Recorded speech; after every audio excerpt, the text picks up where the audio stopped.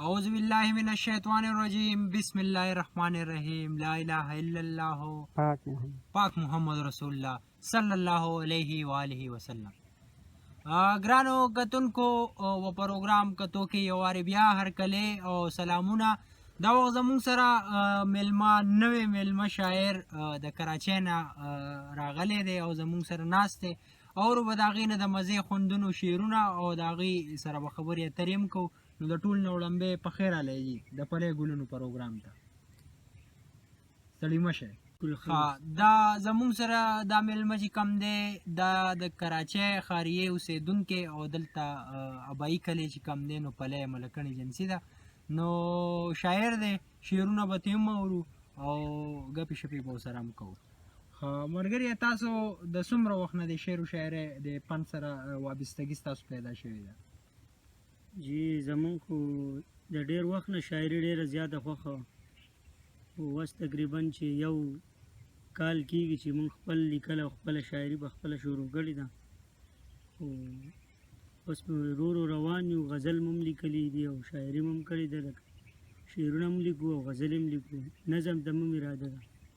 سمه ده جي. نو تاسو زمونږ د پلی ګلونو کتونکو ته څه ډالۍ کول غواړئ خپل شعر و شاعرۍ نه؟ یو دوه شعرونه دي نوي مې لیکلي دي چې غلطۍ معذرت غواړم. بس مینهوال به ترې خوندونه اخلي. او غزل نه مخکې یو شعر دی چې وایي په سترګو کې نشه لکه د بنګ مزه کوي، په سترګو کې نشه لکه د بنګ مزه کوي او پښتون سره غیرت پښتو او ننګ مزه کوي.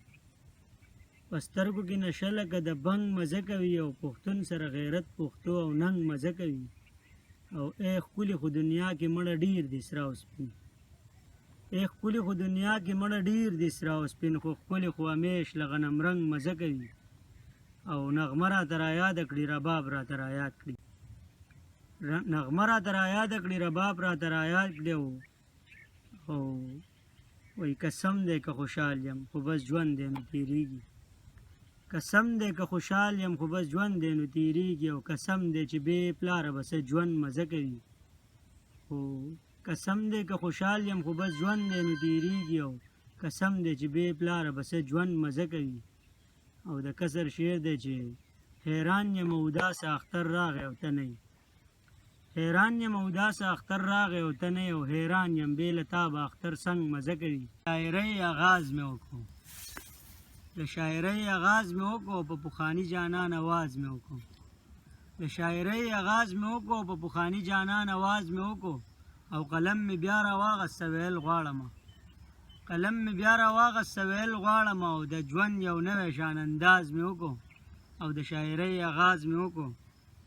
او دا مازغه مې راته نن سبل سبل سوایي، دا مازغه مې راته نن سبل سبل سوایي. او سم په هوا یم سبل شانتې پرواز مې وکړو. ازغې مې ټول د مخې لرې کړل نن، ازغې مې ټول د مخې لرې کړل نن. او ګل ته چې ورالم په ګل ناز مې وکړو. او د شاعرۍ آغاز مې وکړو په پخواني جانان آواز مې وکړو. او یو کته ده چې اوس هغه یار پرېښودم یوازې چې مې ځان ګڼلو، اوس هغه یار پرېښودم یوازې چې مې ځان ګڼلو. او پوه نه شومه دوکه شومه اعتبار په دوکه باز مې وکړو. او د شاعرۍ آغاز مې وکړو. او تصور کې مصور شوم، په تصور کې مصور شوم او په تخیل کې جانان ځان ته جوړوم، په تخیل کې جانان ځان ته جوړوم. مینه کې ستا په ما زیړې ولګېدونه، مینه کې ستا په ما زیړې ولګېدونه، ماله د پلی ګلونه راوړه، ماله د پلی ګلونه راوړه.